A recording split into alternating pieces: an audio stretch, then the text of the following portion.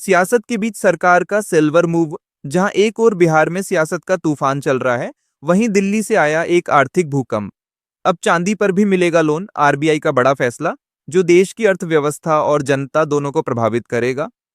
एक सरकार का नया फैसला, आरबीआई ने घोषणा की है कि 1 दिसंबर 2025 से अब चांदी को भी गिरवी रखकर लोन लिया जा सकेगा।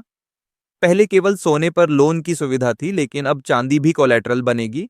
इसका मतलब है छोटे व्यापारी, ग्रामीण परिवार जिनके पास चांदी के जेवर या बर्तन हैं, वो अब बैंक से आसान लोन ले पाएंगे। ओके, क्यों लिया गया ये फैसला? भारत दुनिया में चांदी की खपत में तीसरे स्थान पर है। ग्रामीण अर्थव्यवस्था में चांदी को बचत की धरोहर माना जाता है, लेकिन अब ये आर्थिक पूंजी बन जाएगी। आरबीआई के मुताबिक इससे बैंकों को नया निवेश मिलेगा और ग्रामीण बाजार में लिक्विडिटी बढ़ेगी। तीन सियासी असर क्या होगा? अब बड़ा सवाल।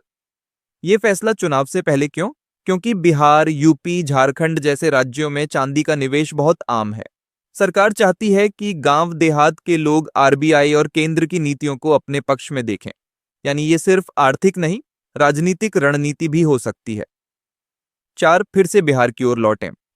अब सोचिए, जब जनता को आर्थिक राहत का संदेश मिले और दूसरी तरफ विपक्ष सिर्फ वादों पर टिके रहे, तो असर किस पर पड़ेगा? एनडीए की रणनीति साफ है, एक तरफ विकास, दूसरी तरफ विश्वास। बीजेपी और जेडीयू दोनों इसे डबल इंजन की जीत बताते हैं, जबकि तेजस्वी यादव इसे जनता को लुभाने का हथकंडा कह रहे हैं। पांच, क्या चिराग का भविष्य तय है?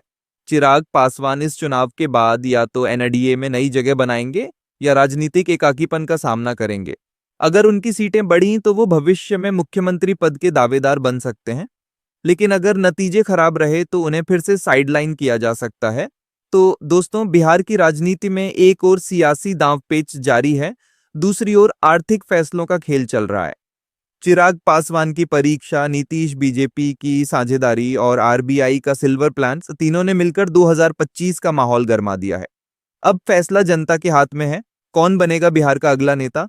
और क्या ये चांदी वाला फैसला वोट में सोना साबित होगा? बताइए हमें कमेंट में, आपके हिसाब से कौन है असली खिलाड़ी? धन्यवाद। जय हिंद।